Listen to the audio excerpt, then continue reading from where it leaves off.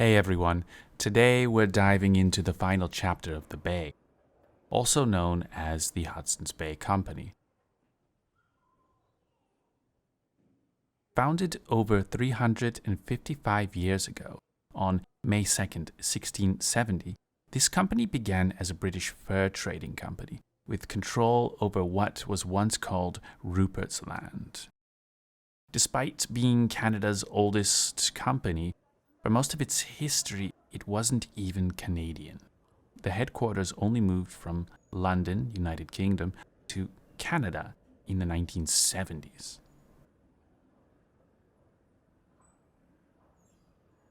The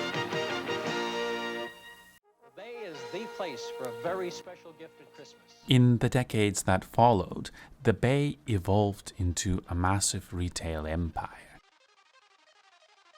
By the late 70s and 80s, they were diving headfirst into big box retail, acquiring rivals like Zellers, Towers, and even the Canadian branches of the now defunct Kmart. They were affordable, reliable, and everywhere.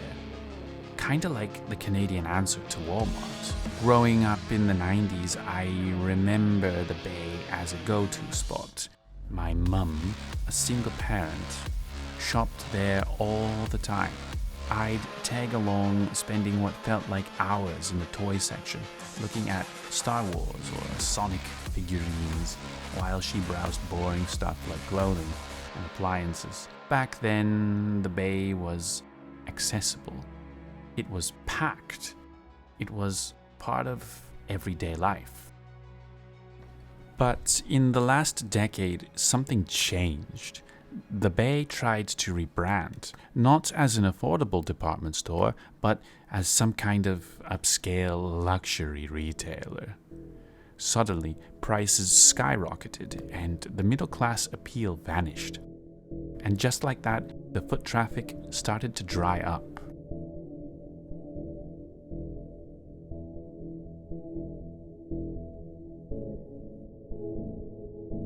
I remember going into one of their stores on Boxing Day.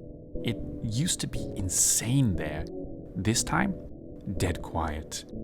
Whole department unmanned. I even checked out the furniture section once. There was no staff. Just a $4,000 couch you could probably get from competitors for like $500. Oh, and the restaurants? Gone. Another casualty of the Bay's shift away from what made it so beloved. So, what caused this identity crisis? Richard Baker is the executive chairman of HBC, and he's known for being a really savvy real estate investor, most notably the $1.8 billion sale of the Zellers leases to Target in 2011, which he parlayed into the purchase of Saks Fifth Avenue. Well, it traces back to 2008, when American private equity firm NRDC, led by Richard Baker, took over the company. And that's when the company stopped feeling Canadian. Soon after, they sold off Zellers locations to Target, setting up one of the biggest disasters in Canadian retail history. 133 stores in Canada, never made any money. That's very important. Opened up almost all of them at once. I understand that it was actually, you'll look at the numbers, say it's a couple $1 billion loss. No, it's a $7 billion loss, start to finish. $7 billion in losses, Jim? Remember, previous administration of Target was a travesty. The idea, Nordstrom's, if you go in their conference call... And when Target collapsed, they tried to bring Zellers back in 2022, but only as a sad little pop-up store within the store, with barely any stock.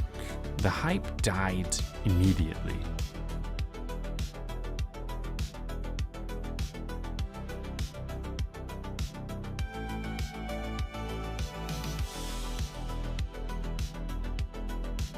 Instead of leaning into Zellers as a real competitor to Walmart, they completely wasted the opportunity, and Canadians noticed.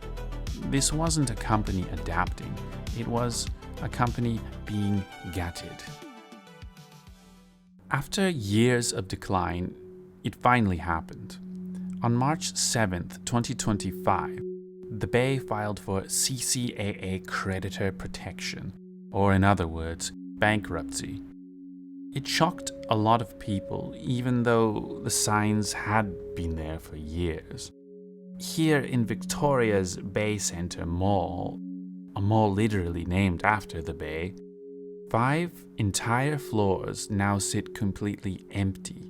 That's not just a loss for the mall, that's a major hit to the entire downtown economy. We've seen this before. Once an anchor store dies, the mall follows, usually. And this mall seems to be fading very fast. I try not to dwell on the Bay's final sickly days under American ownership. Instead, I remember the colorful retro logos, the Zeddy mascot, and the joy of discovering new toys while my mum hunted for sales. Back then, the store meant something. It was a part of growing up. God, I miss the 90s. So, what do you think? Could the Bay have been saved? Or was this downfall inevitable? Let me know your thoughts in the comments, and if you remember shopping at the Bay, Zellers, or even Towers, I'd love to hear your memories. Thanks for watching, and I'll see you in the next one.